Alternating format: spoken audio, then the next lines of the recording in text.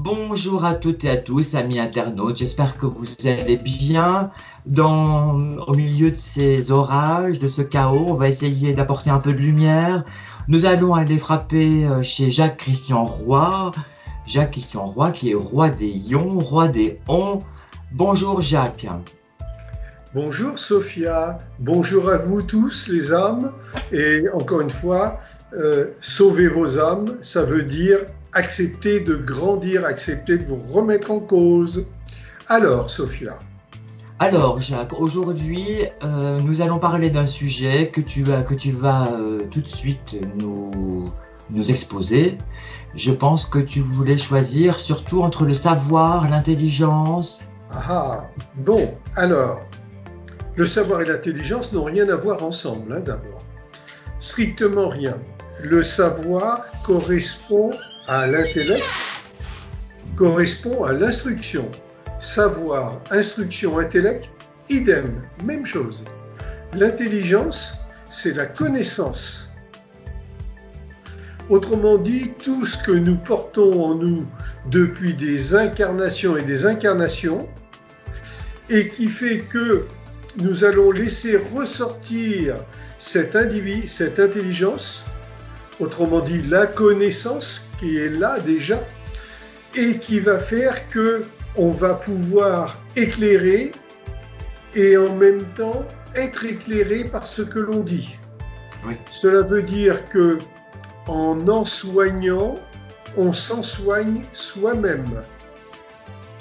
Puisque d'un côté, le savoir, l'instruction, l'éducation, c'est ni plus ni moins un enseignement, comme si on saignait quelqu'un au niveau d'une veine ou autre, on le saigne. L'ensoignement, c'est pas saigner, mais c'est soigner. Pourquoi? Parce que l'intelligence, la connaissance, on pourrait dire aussi la lumière amène une autre vision. Puisque dans un lieu plein d'ombre, lorsque l'on amène la lumière, ce lieu devient éclairé, donc compréhensif. La différence de l'autre, c'est que certains vont s'employer à apprendre par cœur, c'est l'instruction, afin d'avoir un savoir, mais sans éveiller en eux l'intelligence. C'est le peuple d'en bas, c'est le peuple matérialiste. Qui est le peuple? Tout être humain qui veut faire partie du peuple matérialiste, du peuple d'en bas.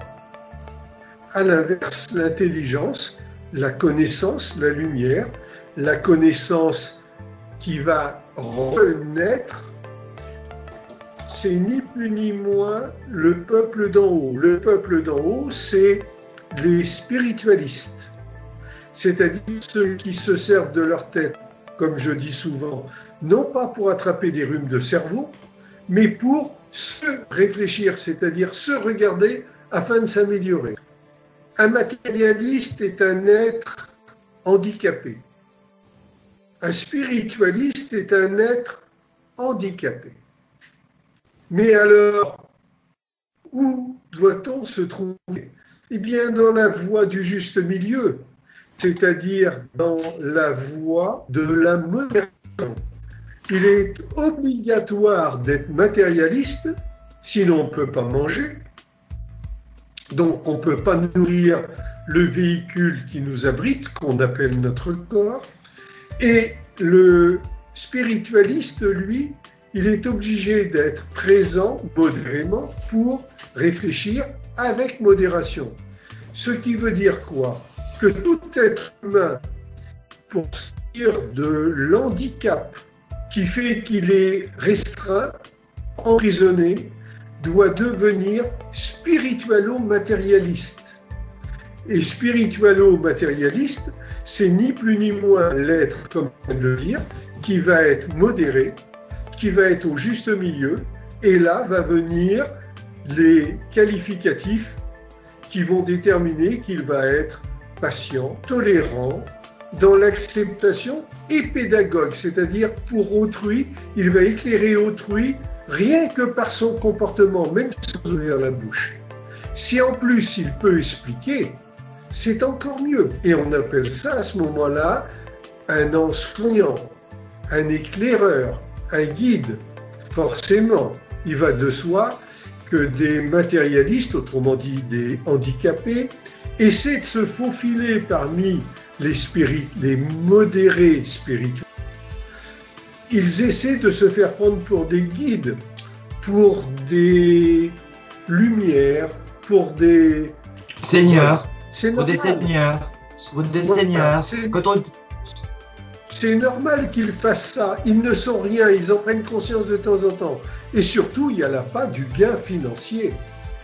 Si vous êtes un peu honnête envers vous-même, ce que je vous conseille, afin de commencer à sortir d'une illusion et de devenir un peu plus équilibré et plus heureux.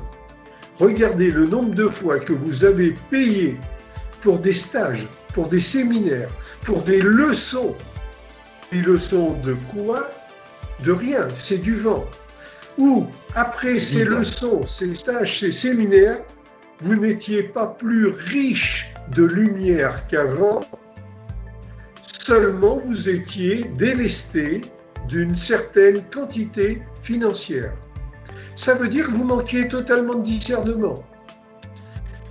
À partir de là, si vous rentrez dans un peu plus de spiritualité et que vous devenez petit à petit des spiritualo-matérialistes, vous comprendrez que vous n'avez pas besoin de chercher un auditoire, vous l'aurez automatiquement quand le moment sera venu. Sinon, ça voudrait dire parce que l'on veut, on peut. Ceci est complètement faux. C'est une phrase qu'adorent les matérialistes monstrueux d'orgueil. Quand on veut, on peut. Alors, c'est les mêmes qui sont toujours dans une dureté envers autrui, faibles envers eux. Il faudrait pouvoir les suivre comme des petites souris dans leur vie personnelle. Vous verrez que devant tout le monde, ils roulent des mécaniques et quand ils sont seuls, ils pleurnichent. Mais en fin de compte, ils pleurnichent parce qu'ils sont seuls. S'ils étaient spiritualo-matérialistes, ils comprendraient très vite qu'on n'est jamais seul dans la vie. On est accompagné de notre partie connaissance, autrement dit de nos mémoires karmiques qui font que nous sommes vivants. C'est pour ça que je vous ai dit que les matérialistes étaient handicapés, déshandicapés, parce qu'ils sont à moitié morts, même plus qu'à moitié, 3/4, 99%. Voilà oui, on est la différence qu'il y a entre... on est dans une société entre savoir. Entre le savoir et la connaissance. C'est ça la différence. Alors, bien sûr, il va de soi qu'un spiritualo-matérialiste ne vit pas d'amour et d'eau fraîche. Ça aussi, c'est des racontards. C'est bidon, c'est faux. Personne ne peut vivre comme ça.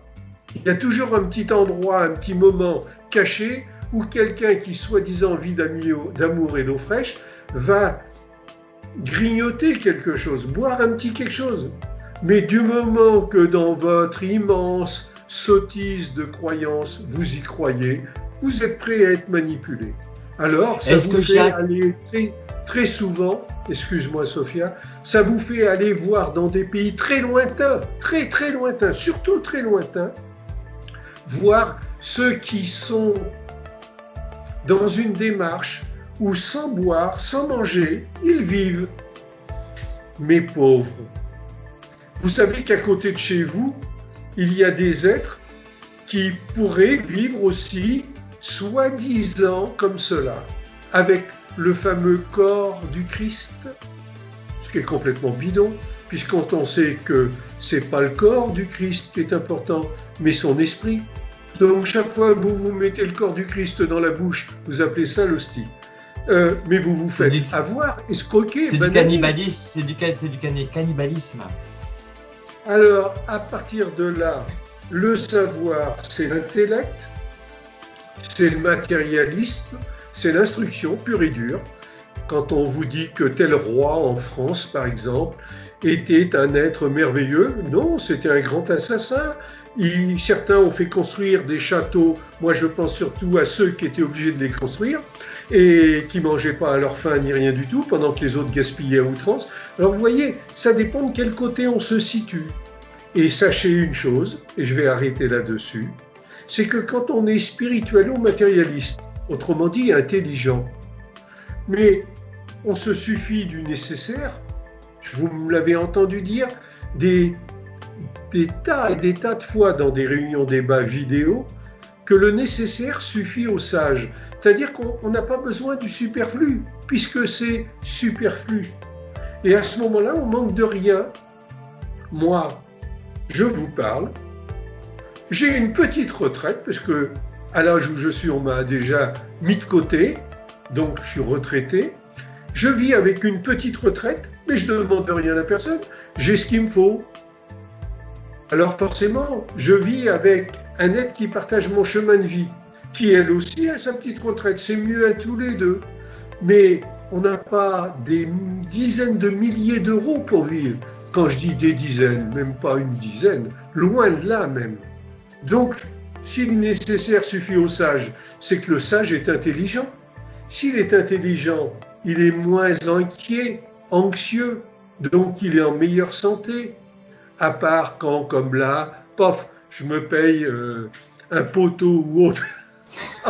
Ah oui, c'est un poteau, oui. Ou je rentre à l'âge que j'ai, dans une mêlée de rugby parce que j'ai voulu jouer avec les gamins. Bon, forcément, c'est pas ma place.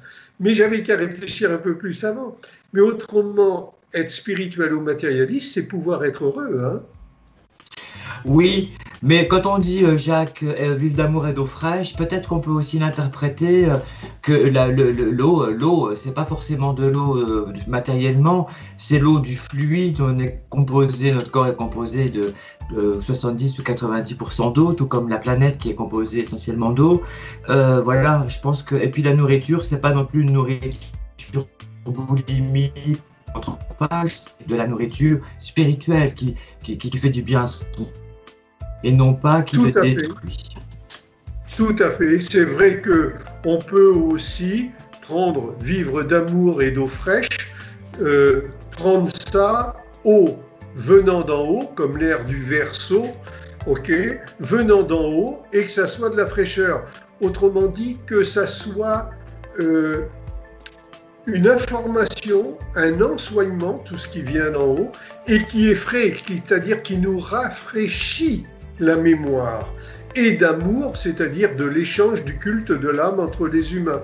Ça peut être vu comme ça aussi, comme oui. Un petit peu dans le même genre de phrase, puisqu'on approche d'une fête bidon complètement fausse et erronée, comme un peu à l'heure actuelle, quand les êtres à l'approche d'une certaine fête se disent « Joyeux Noël ». Mais je me permets de vous rappeler que Noël, c'est le verlan, c'est l'effet miroir du mot Léon. Noël, Léon. Léon vient de Léo. Léo, c'est le lion. Léo, pourquoi je dis que c'est le lion? Parce que ça correspond à la fête de la période du lion. Pourquoi Léo va avec le lion? Parce que Léo va avec le lion. Et là où le soleil est le plus chaud, le plus généreux, c'est-à-dire en plein été. Et astrologiquement parlant, le lion, c'est de fin juillet jusqu'à la fin presque août. Donc, c'est des questions de générosité du soleil, de la chaleur. Et Léo, le lion, doit être généreux. Le lion généreux, avec la naissance de l'esprit, la lettre N, Nescor, ça vous fait Léon, Noël à l'envers. Et Noël doit être une fête de la générosité de l'esprit. Mais comme vous êtes tellement pauvre en tant que matérialiste, en esprit, il ne vous reste plus qu'à ouvrir votre porte-monnaie et acheter des cadeaux dont vos enfants n'ont rien à faire parce qu'ils s'emmerdent avec vous. Parce que vous ne leur amenez pas le cadeau le plus merveilleux qui soit, c'est-à-dire la lumière, autrement dire la compréhension du sens de la vie. Oui. Et c'est vrai que et toi qui es du signe du lion, il y a le L et le I liés, ça peut être aussi lié, c'est peut-être le lion qui vient relier les hommes, et lion, scorpion, taureau, verseau sont les 4 signes du zodiaque, ce sont les 4 piliers, on peut dire. Oui, ça porte un autre nom aussi, ce sont les signes cardinaux, c'est ça? Ce sont des signes, pas les signes cardinaux, mais plutôt les signes lion, c'est plutôt les signes fixes. Voilà. D'accord. Alors, ce sont les signes cardinaux, ce sont les premiers signes qui marquent le début des saisons, et les signes fixes, les seconds. Et pour le lion, oui, voilà. Après le cancer, c'est le lion. Enfin, peu importe. Je ne suis pas astrologue. Donc, à partir de là, ces signes, comme tous les autres signes, s'ils le veulent bien, sont ni plus ni moins en capacité de s'élever. Je connais bien un signe qui est le signe du Scorpion.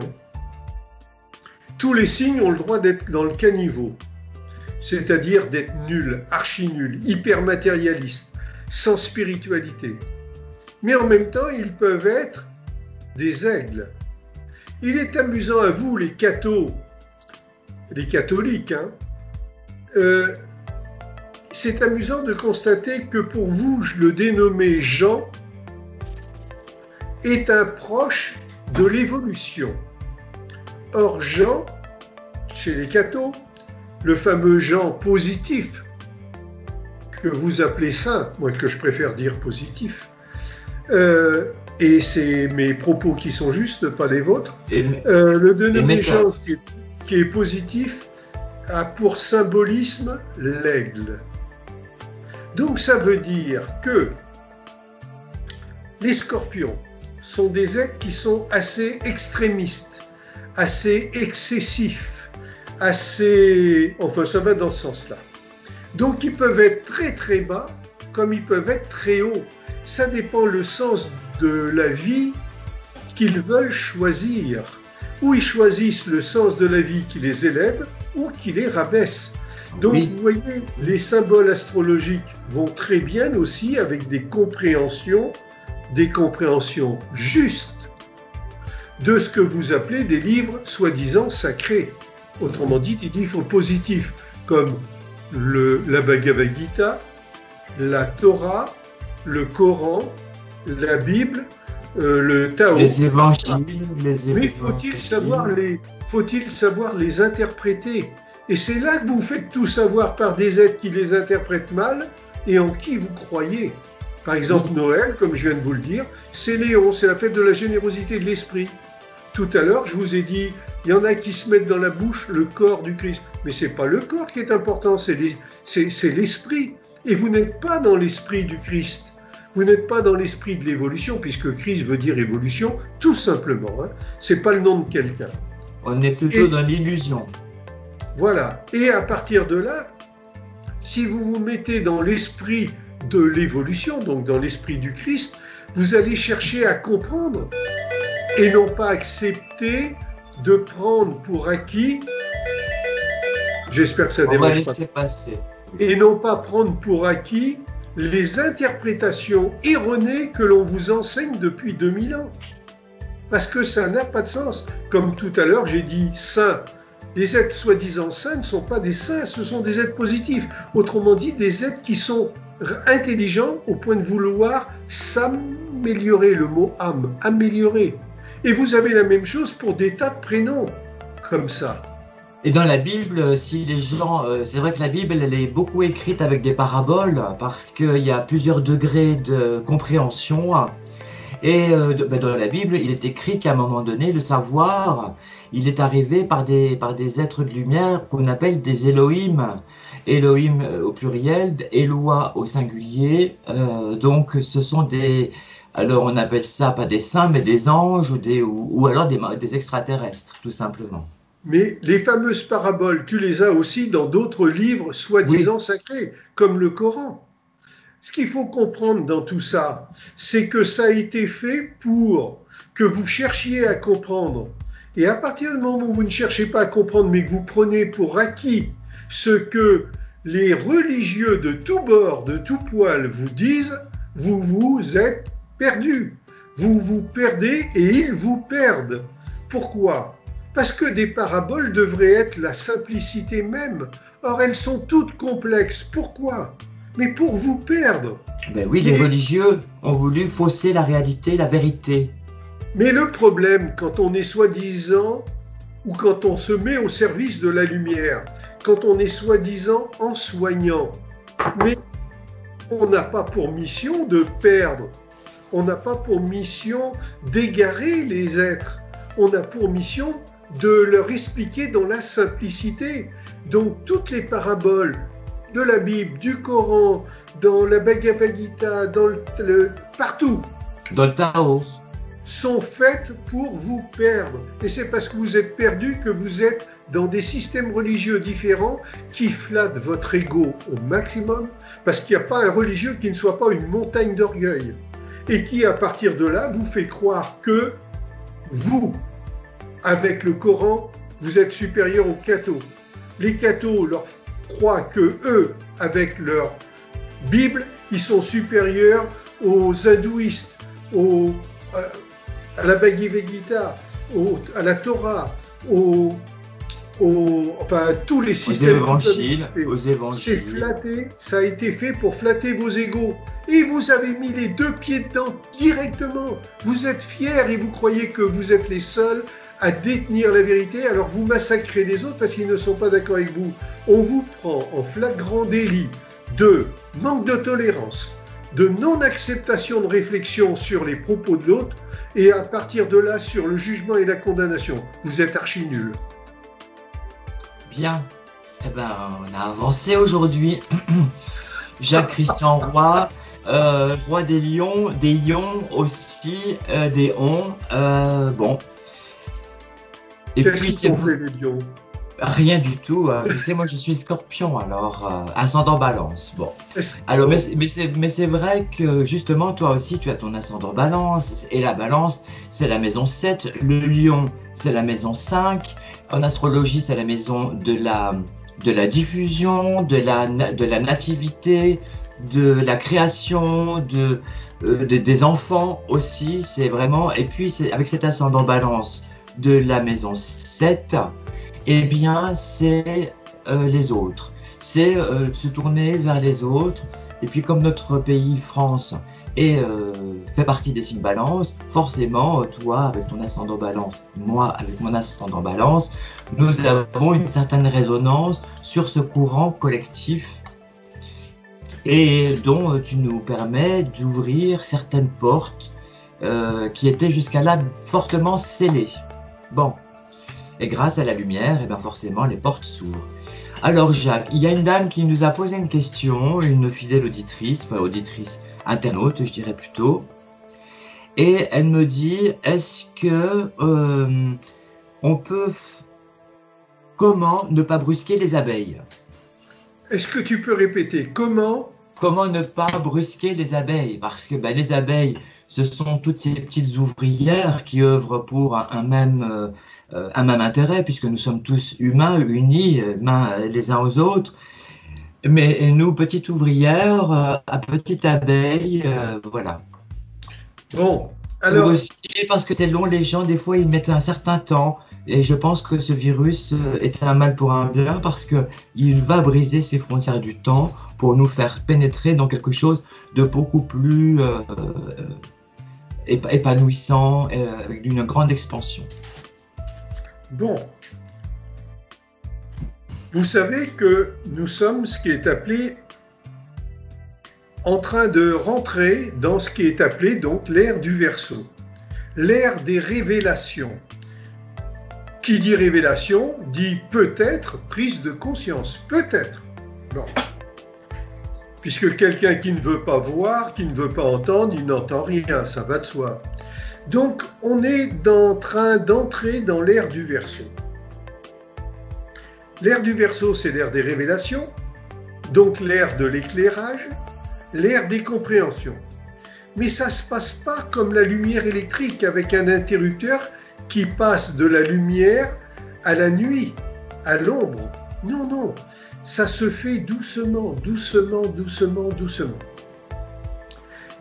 Puisqu'on me demande de parler des abeilles, les abeilles sont comme nous, elles vont s'adapter.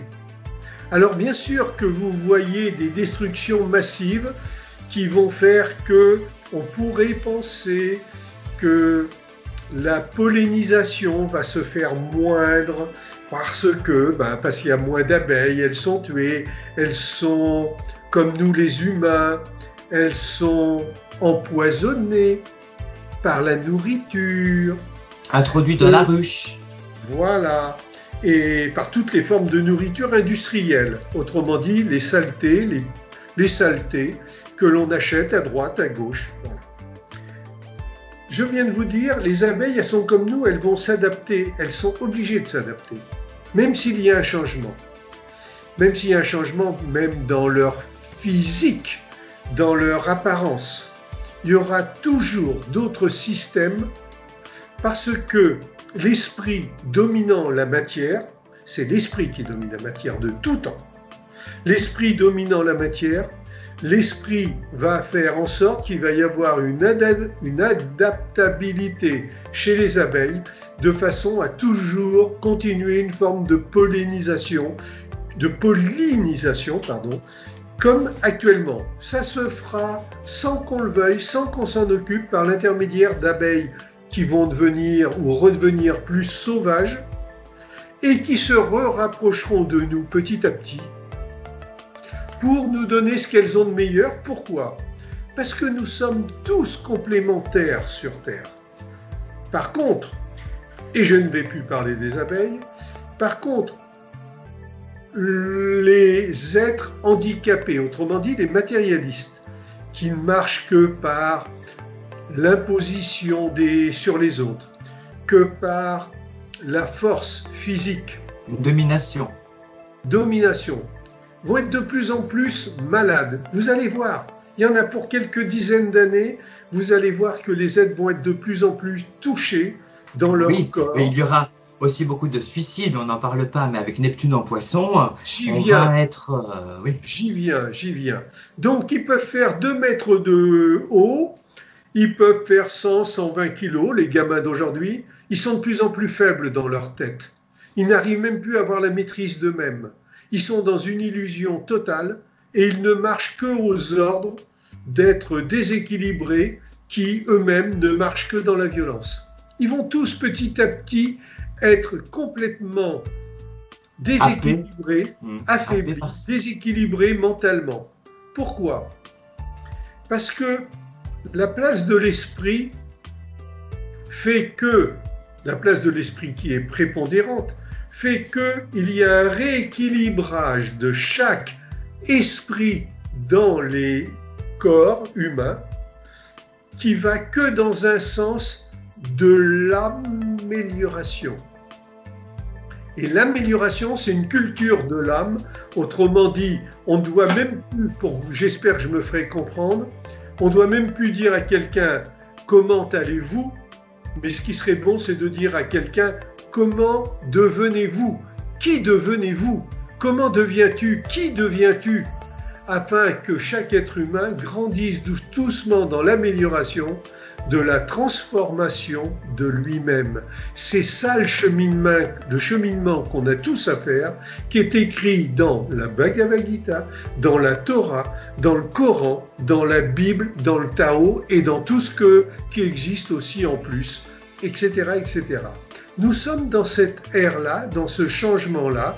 Nous sommes partis des abeilles, nous sommes complémentaires aux abeilles, elles nous sont complémentaires et nous évoluons tous ensemble. On va continuer à avoir les yeux que nous avons, nous allons continuer à avoir ce corps qui changera peut-être très lentement, mais tout cela continuera, mais avec un esprit plus évolué. C'est pour ça que j'explique ça sans arrêt. Bonjour les âmes, sauvez vos âmes, ça veut dire accepter de devenir meilleur, mieux. Sinon, ceux qui ne le veulent pas, que leur arrive-t-il? Mais que de la négativité. Les violents, il est normal qu'ils retrouvent d'autres violents. Alors les violents de droite retrouvent les violents de gauche. Ça s'appelle les malfaiteurs et les soi-disant bienfaiteurs, les forces de l'ordre, à l'intérieur desquelles l'immense majorité est nécessaire et se comporte bien. Et une minorité se comporte mal, hélas, pour l'instant, soutenue par la lâcheté de leurs collègues qui se comportent bien mais qui n'osent pas les montrer du doigt. C'est-à-dire qu'à l'intérieur d'un groupe, quand il y en a un qui tire le groupe vers le bas parce qu'il n'est pas à sa place dans les forces de l'ordre, eh bien celui-là n'est pas montré du doigt et n'est pas rejeté. Tous les autres se laissent tirer vers le bas, d'où la mauvaise image. La mauvaise image que vous avez des forces de l'ordre, qui en fin de compte représente un des métiers les plus difficiles, sinon le plus difficile que je connaisse. Parce que, et je vais arrêter là-dessus, vous vous imaginez que quand on veut protéger, défendre le groupe dans lequel on est, dont on fait partie, on va systématiquement, puisqu'en tant que force de l'ordre, on va avoir un costume, on va systématiquement recevoir des moqueries, des regards méchants, des regards de jugement, des crachats, des coups. Vous vous rendez compte qu'à l'heure actuelle, on en est rendu à frapper les forces de l'ordre? Or, je dis bien, 99% se comportent très bien. C'est dommage qu'ils soient aussi lâches. Je dis bien, c'est dommage qu'ils soient aussi lâches pour ne pas rejeter les brebis galeuses de chez eux. Et à ce moment-là, quand vous pensez à tout ça, pensez à un métier où, dès que vous partez de chez vous pour aller faire votre job, vous êtes sali, insulté, vous êtes menacé, vous êtes regardé avec méchanceté, avec haine, et en plus, on vous crache dessus, on vous jette des cailloux. Mais vous en connaissez un métier comme ça qui est aussi pénible? Moi, pas. C'est pour ça que je dis que le métier des forces de l'ordre, c'est le métier le plus dur que je connaisse. Même ceux qui font de la pêche en haute mer, ou les mineurs de fond, mais ils sont mis en valeur par leur chef, par leur famille, plus ou moins, mais ils sont mis en valeur. D'où le fait qu'il ne faut pas confondre. Quant à ceux qui sont complètement déséquilibrés, je veux parler qui cassent aussi bien des objets qui ne leur appartiennent pas que qui essayent de casser des êtres qui cherchent à nous protéger, qu'on appelle les forces de l'ordre. Ces êtres-là sont fortement déséquilibrés mentalement. Ils existent. Bien sûr. En termes astrologiques, on le voit, il y a des êtres qui sont perdus dans leur tête. Ce qui me faisait dire il n'y a pas longtemps à un commissaire et à un commandant de police que j'ai croisé, je leur ai dit « Soyez pas méchants, faites-les rentrer dans l'ordre. Il faut utiliser vos matraques, vous êtes obligés de faire ça. Mais ne soyez pas méchants, pensez bien qu'ils sont déséquilibrés.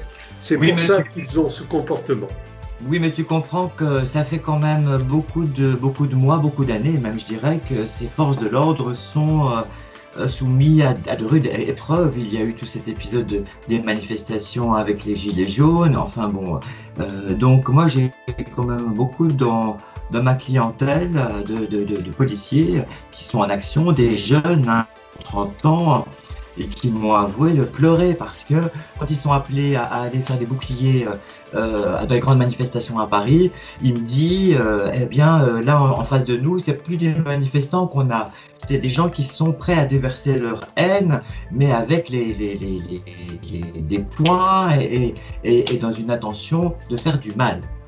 Bon, ça aussi, ça fait partie des signes du zodiaque, ça fait partie de son chemin de vie, de son chemin, de sa route de vie. Alors, ça, c'est un autre sujet. Ils sont dans cet état mental, les forces de l'ordre, parce qu'ils n'ont pas la bonne formation qu'ils devraient avoir spirituellement. Je ne dis pas psychologiquement, spirituellement. Parce qu'on n'a pas un job, ou on ne choisit pas un job par hasard. Donc, à partir de là, il faudrait comprendre. Mais ça, c'est encore des séminaires, des réunions débats que j'animerai avec un immense plaisir pour leur redonner la force psychiques, spirituelles dont ils manquent, qu'ils ne peuvent pas avoir parce qu'ils ne la reçoivent pas, et d'autre part parce que leur direction, leur management, et ça s'appelle comme ça aujourd'hui, leurs chefs, même politiques, font des erreurs monumentales quant à la formation de ces êtres qui sont prêts à servir le groupe. Et le groupe, c'est pas le groupe breton, alsacien, camerounais, canadien, non, non, à servir l'humanité.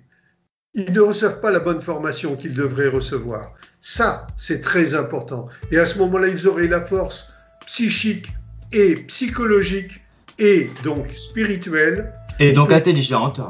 Pour comprendre que ce qu'ils font, c'est ce qu'il y a de mieux pour maintenir un ordre, autrement dit un équilibre de l'humanité. Et oui, ils sont mal instruits par rapport à toutes ces nouvelles violences. Merci Jacques, en tout cas, de tes lumières. Merci à tous nos amis internautes qui nous suivent. N'hésitez pas à mettre un petit pouce pour dire j'aime ou au contraire j'aime pas.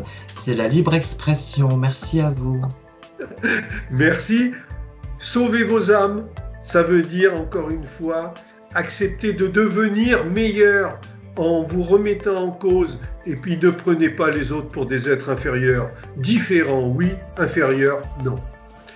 Au revoir Sophia, au revoir à tous. Au revoir Jacques Christian Roy, merci à vous et au plaisir de vous retrouver une prochaine fois. Merci, au revoir.